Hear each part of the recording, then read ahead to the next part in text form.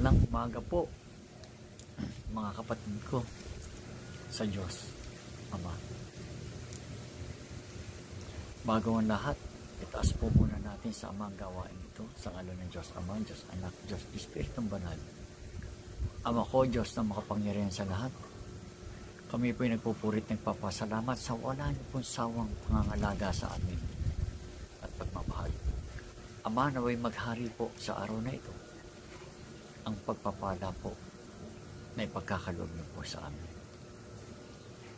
Mga kapatid, naguguluhan ka ba? Ang mga naririnig mo ba sa buong paligid ay puro pangamba, mga kaguluhan? Pakinggan mo ang mga payo ng Ama para sa ating lahat. Mga kapatid ko,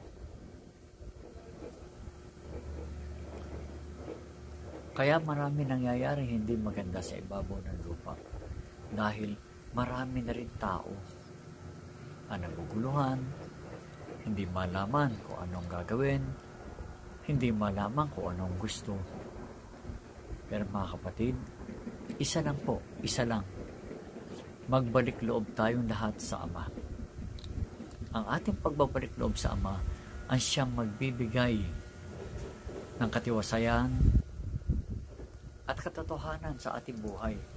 Kaya mga kapatid, meron din ako i-share sa inyo about sa mga tinatawag na pananggalang o proteksyon. Ito po yun, ipaliliwanag ko po sa inyo. Ito po yun. Mga kapatid ko, ito po. Una sa lahat, kailangan natin ng mga pananggalang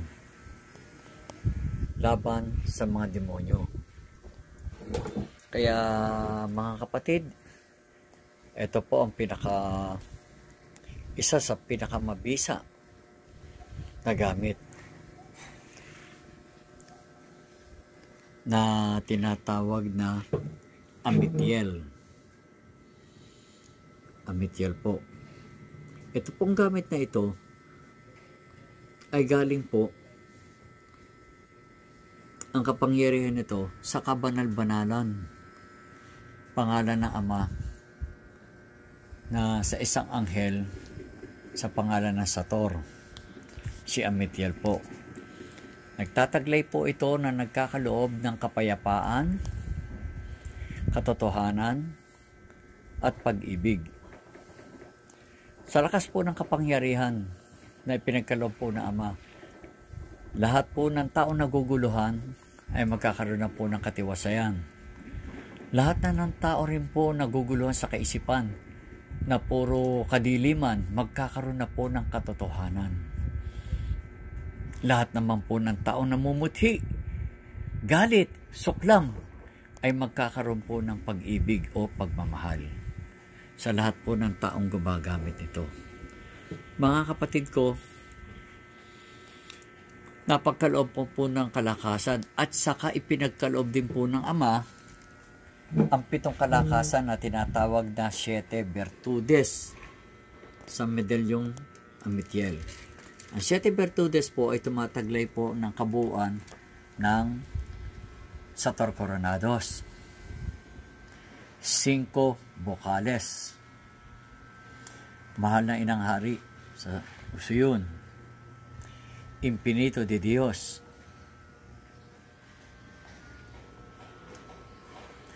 7 Archangel, Gloria Altissimo, at 7 Llaves, ang 7 susi. At nagtataglay rin po ng kalakasan ang medalyon pong ito sa lahat po ng medalyon na narito.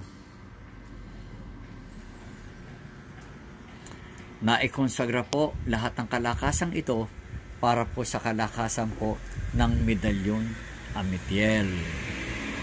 Ganon din po kung ano rin po yung kung ano rin po yung sa bumubuo ng Miraculous Healing Pendant. Ito po ay isang uri din na napakalakas. Matagal na po ito, 1983 pa lang po, 1983, nabuo ko na po ito, no? Matagal na pong gamit ito. Taglay din po nitong ang 7 kapangyarihan sa ngayon, at ang mga medalyong ito, ang kalakasan ng medalyong ito, na-konsagra rin dito sa Miraculous Healing Pendant. Matagal na po ang hanggang ngayon po nagpapatuloy siya, no, ng kalakasan laban sa masasama.